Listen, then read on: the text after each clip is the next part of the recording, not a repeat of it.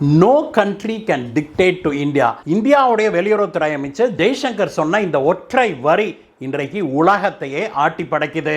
இந்தியாவின் மீது அமெரிக்கா 50% வரி போட்டதோடு இல்லாம ரஷ்யாவிடமிருந்து கச்சா எண்ணெய் நம்ம வாங்கக்கூடாது அப்படின்னு கண்டிஷனும் போட்டது. இதை கண்டுதான் இந்தியா வெகுண்டு எழுந்தது. இந்தியாவுக்கு நீங்கள்லாம் யாரும் கண்டிஷன் போட முடியாது, எங்க சௌரியம், நாங்க எங்க சௌரியத்துக்கு தான் வாழுவோம் அப்படின்னு சொல்லி ஜெய்சங்கர் அவர்கள் சொன்னாரு.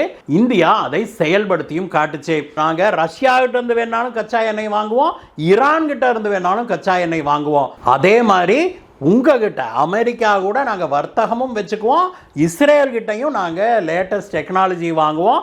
உங்களுக்கு பிடிக்கல அப்படிங்கிறதுக்காக நாங்கள் ஒரு தொழில் செய்யாமல் இருக்க முடியாது. எங்கள் நாட்டு மக்களுக்கு என்ன நல்லதோ அதைத்தான் நாங்கள் செய்வோம் அப்படின்னு பாரத பிரதமர் திரு நரேந்திர மோடி அவர்கள் ஆணித்தரமாக அமெரிக்காவுடைய மண்டையிலேயே 4 குட்டு குட்டி சொல்லியிருக்கிறாரு. இது 90கள்ல இருந்த பழைய பாரதம் அல்ல, இது புதிய பாரதம். இனிமேல் இந்தியா என்ன செய்யணும்னு நீங்க யாரும் எங்களுக்கு கட்டளையிட முடியாது.